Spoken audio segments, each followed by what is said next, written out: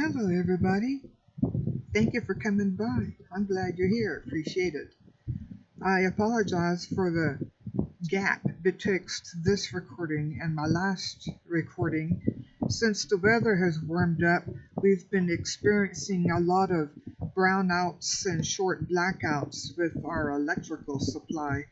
And so that it doesn't necessarily interfere with recording so much because this laptop has a battery in it, but it sure does get in the way to uploading, and uploading slow enough as it is even on the best of days. So anyway, we're going to give it a shot today and see how far we get. I think we'll have fun. It'll be great. So gather around and let's entertain ourselves with the cards and such to see what's going on with some of the politically connected and famous people in the world. So, the first thing I wanted to start off with is that a couple of days ago, I did an oral viewing on Kim Jong Un and his sister Kim Jong. Had to write it down because I can never remember that name yet. Anyway, because if you'll remember, my first video that I uploaded, I did a card reading and stones on those two. Pardon me. Because had been some concern about his health because he had disappeared and hadn't been seen for a while. And I expressed my opinion at the time that the one or two sightings that we had I felt could very easily be a body double, and that perhaps he was stove in somewhere with his health or something. But if you made the right choices, everything would be fine. But if you didn't make the right choices, then he was, And so, and from my own personal point of view, I felt like I didn't want to say this because it's just based on my own opinion, that some of the choices he had already apparently had made weren't the best in the world anyhow, so I didn't really think his outcome's going to be so hot. So we still haven't really officially heard anything, except that there's more and more news of his sister being in control of the military, and she's really flexing her muscles. And considering that the last time I saw her on film, she was being very meek and mild and subservient to her brother with the ink blotter, always going over there and blotting his signature, so it'd be just perfect since he's the divine Kim Jong Un. His signature is worthy, dangerous. And so she was, you know what I'm saying. Now all of a sudden she's blowing up the reconciliation shack there at the border, and she's doing military exercises. And okay, now I haven't really watched the news in the past day or so, so my knowledge of world events is, okay, it's June 25th. It was like 1 p.m. Central Daylight Time when I started this recording. And so, go from there. My news is 24 to 36 hours out of date. So, but last I heard, they had not blown up any more of their nuclear missiles, or fired anything towards Japan yet. I think it's just a matter of time. I don't know what that broad thinks she's... Well, actually, I take that back. But let's get into it here. What it is that on June 20th, so it was like 5 days ago, this past weekend essentially, I did an oral viewing on Kim Jong Un and his sister Kim Jong. And what I saw confirmed in my mind that I believe that Kim Jong Un is either has recently died or is near death. And I'm not saying that from a medical point of view, because I am not a doctor, do not make any pretense to be. But like I said, I did an oral viewing on him. And what I saw was really interesting. he was in a laying down position, like as if he were on a table, a flat table, but the table was not visible, was not there. There was just gloom around him, and his face and upper body and shoulders were showing up as if there was a lamp, like a kerosene lamp, shining on him, so that there was enough light there to where you could identify who he was, and otherwise he was floating there in space. And what I saw in regards to his aura is that it was, one moment please,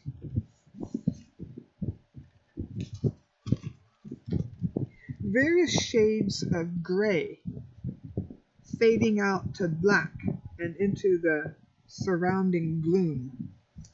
And he was laying there with his eyes closed, and as you can see, and he was just laying there. Now, one thing that caught my eye, and I don't know if this is significant or not,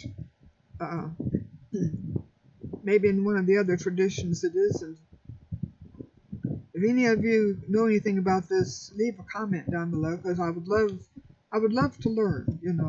I don't want people piling on telling me what a terrible person I am, but I am a student. And the great thing about being a student, it doesn't matter how old or how young you are, you'll never run out of things to learn. There's always new things to learn out there, so you may as well make learning your favorite hobby, and that way keep your brain young, if nothing else. So anyhow, the soles of his feet, now his legs coming out of his breeches legs. Now he was wearing his dark gray kind of North Korean cut suit, with the General Mao type collar and buttons down the front. He was in plain gray clothing, cuffs down there at the bottom of his breeches legs, and his legs coming out were gray in color, kind of like winter gray socks, and the soles of his feet were a bright, light gray color. I would almost say silver, except they weren't glowing. It wasn't metallic. It was just a very, very light, pretty gray color, to where the soles of his feet were almost shining. And so perhaps that represents his connection, his soul's connection to the planet, and but the fact that I could see it like that, I don't really know what that means, to be honest with you, because I've never seen that before. So I'm open to learning. Help me out. So he was laying there like that. So since there was no color to his aura, and his eyes were closed and nothing was happening, I'm taking that to mean that he has passed through the veil, and what has remained here now is the last bits and pieces of his soul leaving at their own rates, because the soul isn't just one glob. There are several parts to the soul, kind of like there's like several sections to the brain, and each section does some really weird and interesting things unto itself. The soul's the same way. There's a lot of different parts to the soul. I'm not going to get into that today. I'll collect my thoughts on that. I've been kind of digging into that, and I'll present a video on that at some point in the future. But anyway, so he's in the process of disconnecting from his body, which I would take to mean either he has recently died, or maybe he's like what they call brain dead, and they've got him alive on the equipment, on the heart-lung machine and such, and his body is being kept alive, and so his soul is just barely hanging on to it, going, okay, you're keeping it alive, I'm really ready to leave, just let me leave already. So that's what I think is going on there. And then I did an aural viewing on his sister. Oh wow, the contrast could not be any more different. Give me a moment here. Here was his sister. Now she was also dressed similar to him. She was in like the feminine version of that severe gray Korean suit thing, which in this context I took to mean the mantle of authority, essentially, because that's the uniform of the uniform of the path of power in that country, from Kim Jong Un to the generals to the army. You get what I'm saying here? Uniform, uniform, uniform. But the very highest ones, everyone knows who they are because they are divine, and so they don't need a bunch of medals and such on them to designate their status because they're at the top of the pyramid. So here she is in the feminine version of the same clothes that Kim Jong Un was wearing. Okay, and she was just standing there. Her facial expression was a neutral cheek tightening that she does, and around her was a bright gold yellow band of her aura, and beyond that was fiery red, fiery red, very strong, very, very, very strong. So this is a person who's, I'm going to describe her as she's full of dragon energy. She, I think, is really hooked into the element of fire, and she is channeling that flavor of energy, that type of energy and power through herself to do what she is doing in regards to Korean politics. I know that traditionally that North Korea does not do female leaders because of the Confucian patriarchal type societal tradition that they have there. But there's a first time for everything. And if there's going to be a first time for a female leader in North Korea, this woman here is a pretty good candidate because she's been playing it quiet, but she's had her eyes and ears open and her mouth shut. That is very wise. That is the best way to learn the most about a situation innocuously and get yourself more and more closer to the center of power without anyone feeling threatened. And then when the time comes to make your move, bam, you're right there. So, and she's smart enough to do that, definitely. She's nobody's dummy. I personally do not like her. I just don't. She just, her energy kind of rubs mine the wrong way. It's like when they bump into each other, it's like when you're on an electronic instrument and you set it on sine wave and it makes the sound very choppy. It's like that. I don't like it. I don't like her. But that's, that's just the way it is. So what I'm saying is, if Kim Jong Un has indeed passed, or is being kept alive on a machine, she's making her moves to be the next leader of North Korea. Now, it could be that she might start it off as being a regent for taking care of things for his children, because his widow is going to be the grieving widow, and she's going to be a revered icon of the line of leaders taking care of his children, the sacred babes, so that they can grow up and continue the line, the sacred Kim line of leadership. And who better than his beloved sister, the concerned aunt, to keep things in order, be a housewife here and keep things in order and neat and orderly and ready for the children when they grow up. Yeah. Sure, she will be doing that, Yeah, and she's, like I say, she's a fire dragon, but a very disciplined fire dragon, I think. We're going to have to keep our eyes on her. We will just definitely have to keep our eyes on her. And so,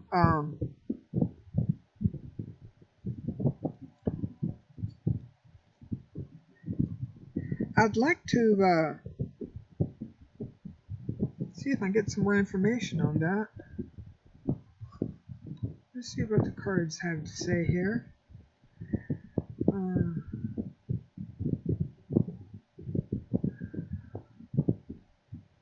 What's the situation with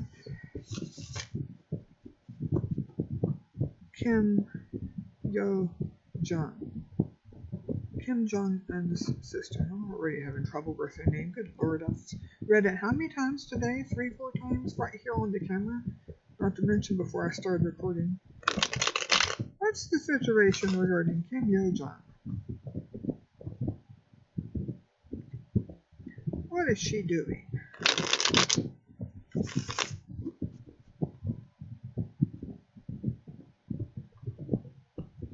What moves is she making?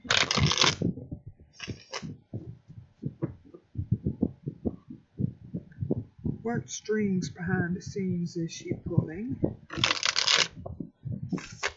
What's going on? Alright.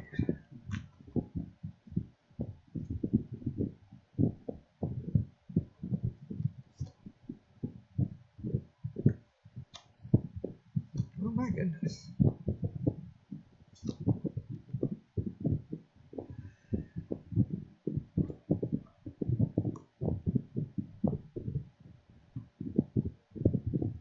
Hang on.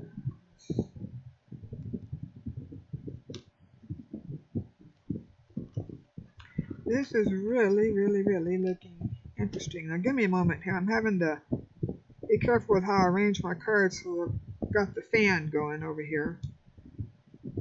So if I don't, I turn the fan off while recording. Easy! I'm in the south. It's summertime. I don't have air conditioning. The fan stays on. What can I say?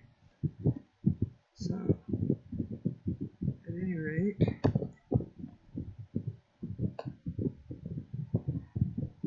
and get the stones happening here. What's going on with Kim Jong? What is she planning? What maneuver is she doing? Alright, let's see what we come up with.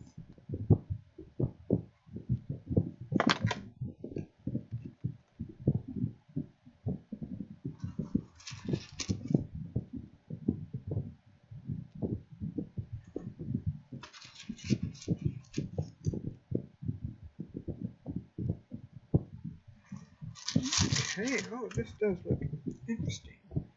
Well, okay.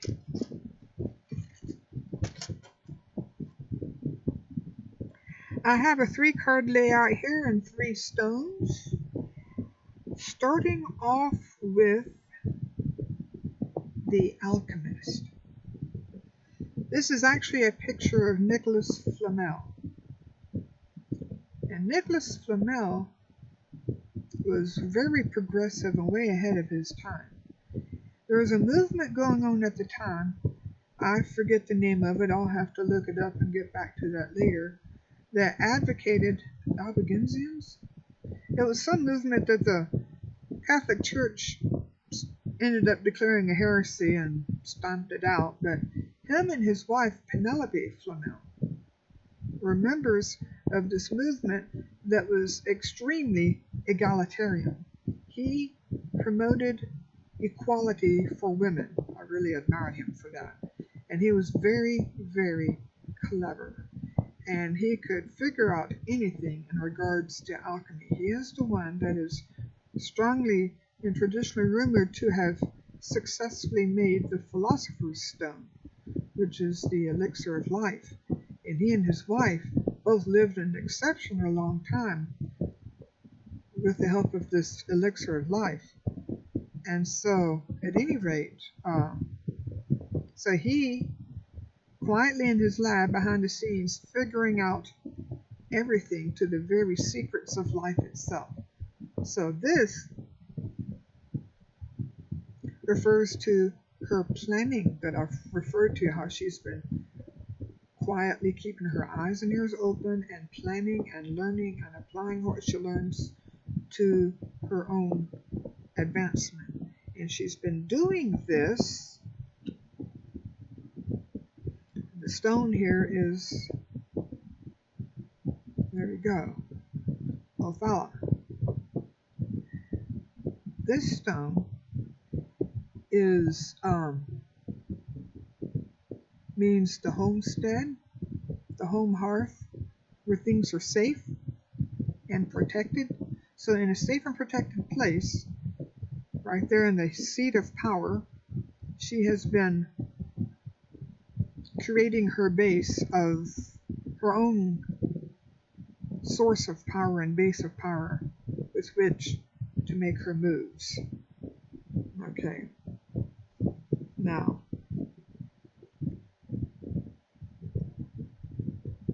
what we have here is the Knight of Swords.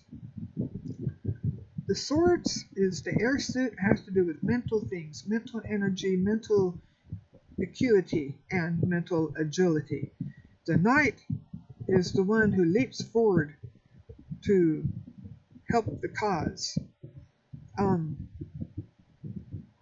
To myself, whenever I'm reading the cards, I can't help but compare the knights in the tarot deck to knights on the chessboard. They jump around and they're very effective. They can make sudden, unexpected moves in various directions beyond the ability of other pieces to make. So she is jumping ahead of the others around her in regards to figuring out the situation and what to do, because try to get this where you can see it a little bit better. Ooh, there we go. Because she is surrounded by men. You've seen the pictures. Every time that group of them show up, there's Kim Jong Un, all of his generals with their little notebooks, busily writing down every word he says, a couple of security guys, and then there's his sister. Occasionally there's a female translator, but it's just, his sister's the only woman in the whole group. So she has jumped in to an unexpected place, but she's, very loyal, very effective, very loyal. And the generals around her, either some of them might be underestimating her, saying, oh, well, she's just his sister, she's just a woman, I don't have anything to worry about from her. Or it might be some of them are going, yeah, I'm going to keep my eye on her, but I want to be on her good side, because when she makes her move, I want to keep my place of power too. So some of them, I guarantee you, are aligning themselves so that when the power reins pass firmly into her hands and she's in charge, they don't get. And in North Korea, this is literal, and they don't want that to happen. You can't blame them. So it's going to be interesting to see which generals go, and which ones stay over the next, say, 6 months. Keep your eye on that, because this Knight of Swords paired up with Laguz. Laguz is the secret depths.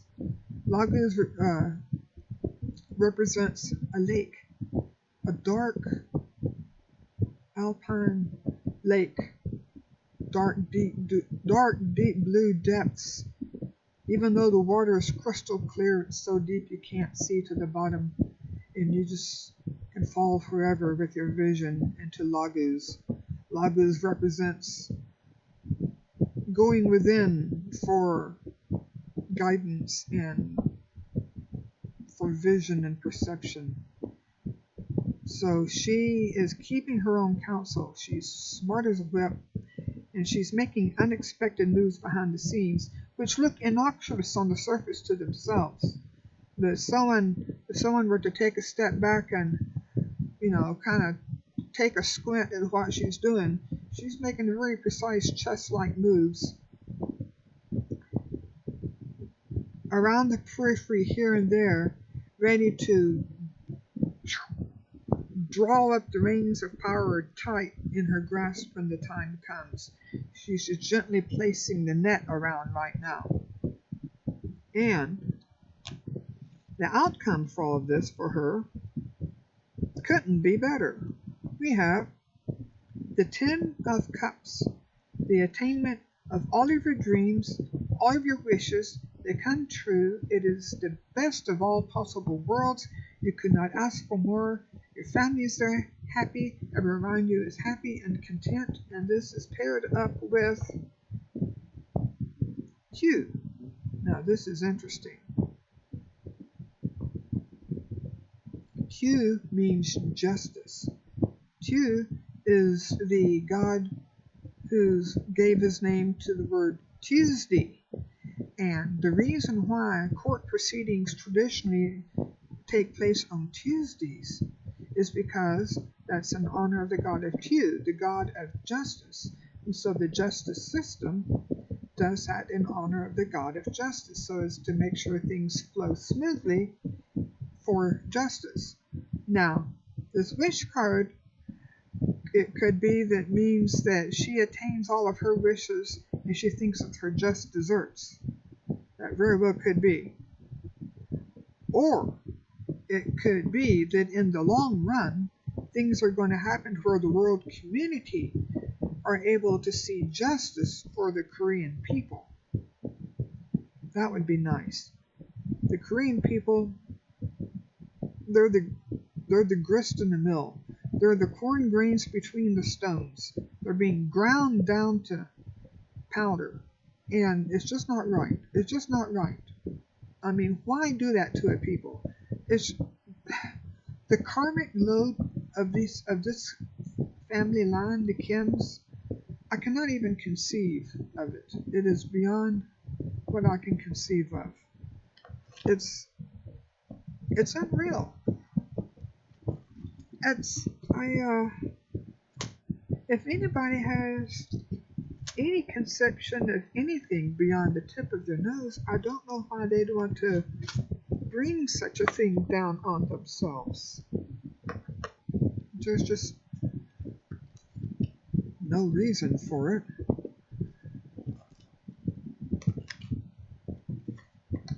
And they're going to be spending to the end of all existence working off all of this karma. Similar to Hitler, him approving the extermination camps. Can you imagine the karma he has to work off? And so, I gotta say,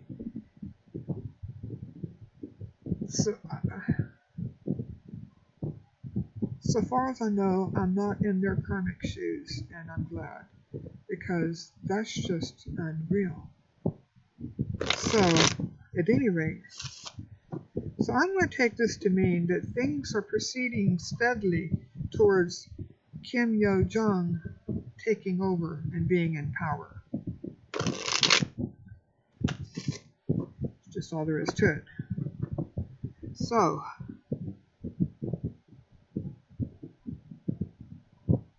I'm trying to see. Okay. Trying to read my control board down there and see how things were going, but the print's real little on, so I've got to get real close and squint at it to be able to see it. So, at any rate,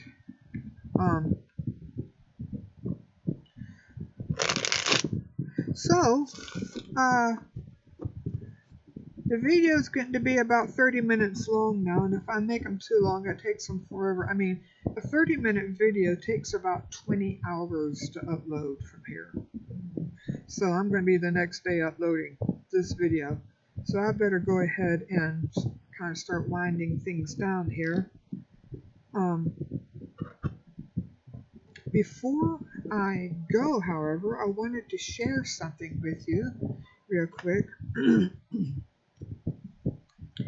I am a lifelong student of the occultic sciences, and there's so much out there that I want to learn, and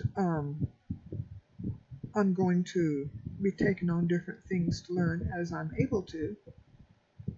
And some of the things I want to learn are temporarily on hold until I can get a hold of the things that I need to be able to do them. For example, I want to learn how to draw up astrology charts because I want to learn astrology.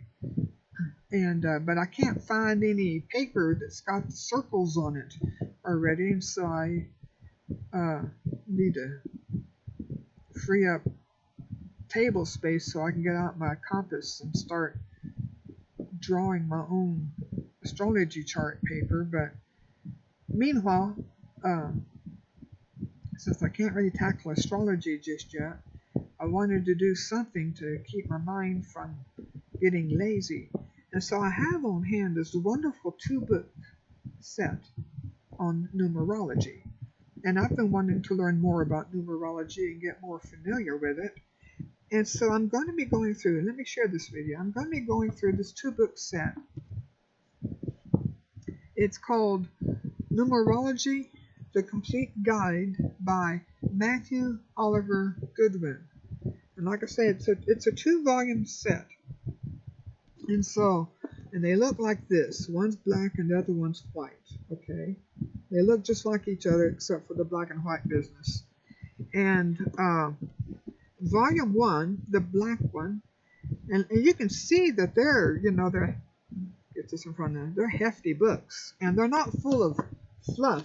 They're full of, solid information all the way through. A lot to learn here. Oh, I'm looking forward to sinking my teeth into it. So anyway, the first volume is called The Personality Reading, and the second volume is Advanced Personality Analysis and Reading the Past, Present, and Future. Whoa, does that not capture my interest?